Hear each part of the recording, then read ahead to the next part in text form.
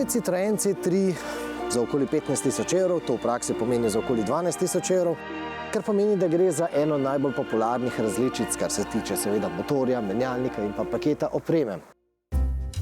Ampak, če menite, da se boste s tem povsem običajnim Citroenom C3 izgubili v vsebini množice povsem enakih modelov, no, ne boste se, kajti pri prenovljenem Citroenu C3 je vse v znamenju barv.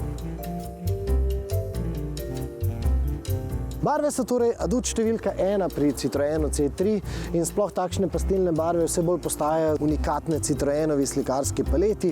Seveda, ko izberete takšen avtomobil, se vam ni treba odločiti samo, kakšne barve bo avtomobil, ampak tudi kakšna bo streha. Ali bo takšna črna, kot v tem primeru, mi bi recimo izbrali rdečo. Pika na i pa so seveda takšne nalepke in pa te kolesni obroči, plastični, nekako dajo tisti pustolovski duh, ki nekako spomne na tistega SUV-ovskega Citroena C3 Aircross, se mu reče. In potem so seveda te plastične bunke, air bumps se jim reče. Pri najbolj oskubljeni različici jih ne dobite, ampak seveda tista se bolj zanemarljivo prodaja. Lahko pa tudi pri dražjih različicah izberete, da vam jih ne namestijo na ta vrata, ampak nekako ne vidimo pravega razloga, da bi se jim odpovedali, ker seveda gre bolj za šminko.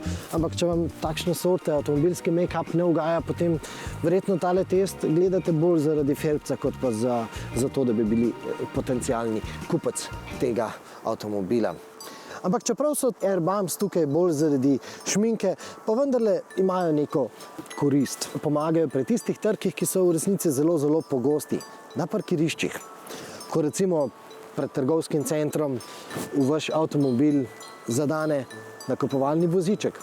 Ali pa ko sosednji voznik preceni, koliko je oddaljen od vašega avtomobila in seveda podrajsa vaš avtomobil. No, v tem primeru te bunke opravijo svoje delo.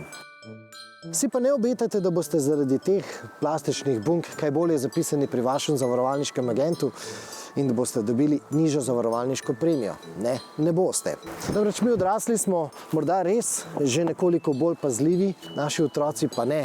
In bolj pogosto se zgodi, da so otroci tisti, ki z vrati butnejo ob kakšen zid in tako poškodujejo vrata. V tem primeru bi te bunke morale biti na tem zadnjem delu.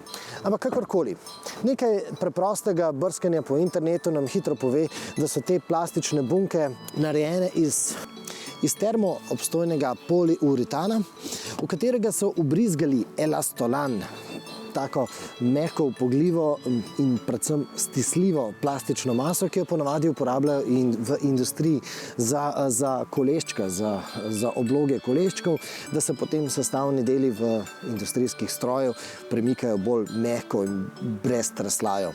No, v tem primeru je bistvenega pomena tudi to ogrodje, ki nekako omogoča, da se ta plastična masa nekako takole potem upogne.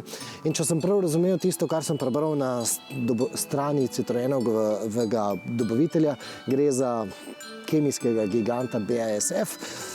No, so tukaj noter res neke majhne zračne komore, tako da so te air bumps res zračni mehurčki.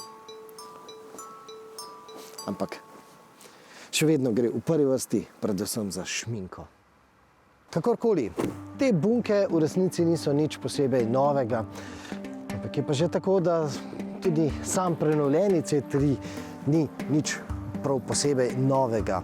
Ne vizualno, ne tehnično. Seveda so tu tiste klasične izboljšave, s katerimi je ta avtomobil postal bolj prijazen do okolja. Dizel, ki smo ga vozili leta 2017, je sicer ostal v ponudbi, ampak je tam bolj zato, da zapolni prostor. Glavnina kupcev izbere takšen osnovni trivaljni bencinski turbomotor. In ta motor je, kako bi rekli, zmeren.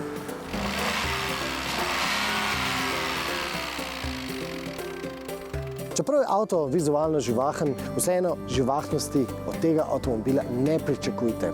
Namreč povsem očitno je, da so motor kar načrtno zadušili, seveda zato, da bo ustrezal okoljevarstvenikom. In to v praksi pomeni, da bo voznik moral kar odločno pritisniti na gas, da bo mu nekako povedal avtomobilu, zdaj je pa tisti čas, ko želim, da se zmigaš, da daš kaj od sebe. Ampak saj tako je danes na splošno pri teh avtomobilih. Lahko si kupite veliko konjev, pa vam ne bodo prav nič koristili, če jih boste imeli zaprte tam v štali pod motornim pokrovom, če jih ne boste vi sami spustili galopirati ven na pašo. No, poraba je pričakovana. 5-litrska, v teh zimskih dneh tudi nekoliko višja. Ampak kaj še reči o tem avtomobilu? Recimo to, da je njegova kabina zelo tako prostorna, prostrana, čista, da ugaja predvsem tistim, ki ne marate teh trendovskih, novodobnih avtomobilov, ki imajo ozka okna in pa črne stropove. Ne, pri Citroenu gre za drugačen tip avtomobila, za bolj prijeten avtomobil, za prijetno delovno okolje. Seveda, bistveno vlogo odigrajo ti foteli, ti sedeži, pri čemer pa moramo Citroen pohvaliti. Avtomobil, kljub temu, da je tipično francosko mehek, da je tipično citroenovsko, klasično citroenovsko mehek, voznik nekako avtomobil vendarle čuti med vožnjo, čeprav se avtomobil nagiba in je mehek. No, zabavna elektronika pa nam ne ustreza. Predvsem nam ne ugaja to, da moramo tudi v bistvu za to, ko hočemo prilagajati klimo, pritiskati na te stranske gumbe in potem tapkati po zaslonu. Ne, menimo, da klima mora imeti samo svoje komande. Nam pa ugaja, da je gumb za glasnost klasičen, vrtljiv. In kaj reče za konec? No, to, da je Citroen C3 seveda lep, svež avtomobil, nikakor pa ne moderen avtomobil. Da ne boste rekli, da vam nismo povedali, ampak v resnici manjkajo tisti asistenčni sistemi, ki jih dobimo pri modernih avtomobilih. In čeprav nam je to težko sprejeti, pa to dejstvo razumemo. Seveda govorimo o avtomobilu za okoli 12 000 evrov in v tem cenovnem rangu je težko pričakovati možnost izbire. Težko je biti izbirčen, kar se tiče tehnike. Lahko pa ste izbirčni glede barv.